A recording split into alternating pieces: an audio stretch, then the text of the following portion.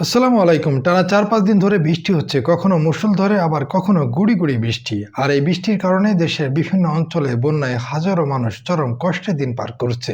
আমরা সবাই মন থেকে তাদের জন্য দোয়া করি, মহান রব যেন দ্রুতই তাদের এই কঠিন সময়কে দূর করে ভালো দিন ফিরিয়ে দেন। এই বৃষ্টির মধ্যেই কিন্তু আমরা থেমে নেই। আমাদের খামারের একের পর এক কাজ চলছেই। আর যেহেতু আমাদের টার্গেট অনুযায়ী এখনো গরু কেনা কমপ্লিট হয়নি, তাই আমরা গরু কেনার জন্য আমাদের এলাকার প্রায় প্রতিটি হাটে যাওয়ার চেষ্টা করছি। আজকেও এই চরম বৃষ্টির মধ্যে আমরা হাটের উদ্দেশ্যে বের হয়ে পড়লাম। রাস্তায় আমাদের এই অবস্থা দেখে অনেকে রসিকতা করে বলছেন যে আমরা চাঁদে যাচ্ছি কিনা। আসলে আমাদের ঠিক তেমনটাই ফিল হচ্ছে, মনে হচ্ছে চাঁদে যাচ্ছি গরু কিনতে। যাই হোক, বৃষ্টির সময় রাস্তায় এমনিতেই ভেজা এবং পিচ্ছিল থাকে। এই অবস্থায় বাইক চালানো খুবই রিস্কি এবং ঝুঁকিপূর্ণ। আমরা যেহেতু ফার্মে ছিলাম, তাই সরাসরি ফার্ম থেকে হাটের উদ্দেশ্যে রওনা হয়েছি। কিন্তু রাস্তায় টাকা তোলার জন্য একটি এটিএম বুথে দাঁড়ালাম। সেখানে গিয়ে দেখি এক ভাই দূর থেকে আমাদের চুয়াডাঙ্গাতে এসেছেন গরু কিনতে।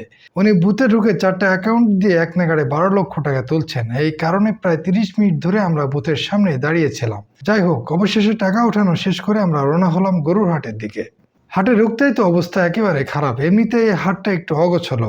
গরু যে একটা সোজা লাইন দিয়ে বাঁধা থাকবে তেমনটা না, একদম ছড়ানো ছিটানো অবস্থায় থাকে। তার উপরে আবার সারাদিন বৃষ্টি হচ্ছে। সব মিলিয়ে হাটে একেবারে কাদা কাদা অবস্থা হয়ে আছে। কিছুই করার নাই। কথায় আছে না যে নাচতে নেমে ঘুমটা দেওয়া যাবে না, তাই আমরা নেমে পড়লাম এই কাদার মধ্যে এবং গরু দেখা শুরু করলাম। আমাদের যেহেতু প্ল্যান ক্রস টাইপের গরু কেনা, তাই আমরা ক্রস গরুই বেশি বেশি দেখছি।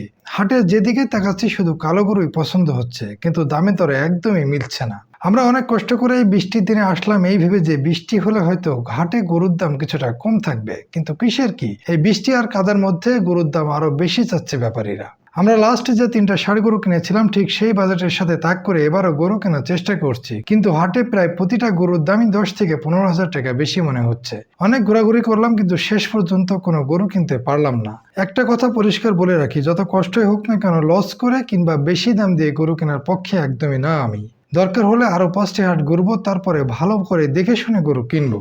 আগামী পরশুদিন আমাদের এখানে আরেকটি বড় হাট আছে, সেখানেও যাবো ইনশাআল্লাহ। তবে অনেকে আমাকে পরামর্শ দিচ্ছেন যে সাতক্ষীরা এলাকায় নাকি গরুর দাম কিছুটা কম থাকে। যদিও জায়গাটা আমাদের এখান থেকে বেশ দূরে, তাও আমার ওখানে যাওয়ার প্ল্যান আছে। যদি আগামী হাটে আমরা মনের মতো গরু কিনতে না পারি, তাহলে অবশ্যই আমরা সাতক্ষীরা পাইকগাছা ওই অঞ্চলে যাব গরু কেনার জন্য ইনশাআল্লাহ। কাদা, বৃষ্টি আর বাজারের চড়া দামকে টেক্কা দিয়ে আমাদের সঠিক পশু চুজ করার লড়াইটা চলবেই। সবাই আমাদের জন্য মন থেকে দোয়া করবেন, আমরা যেন সফলতার সাথে সামনে এগিয়ে যেতে পারি।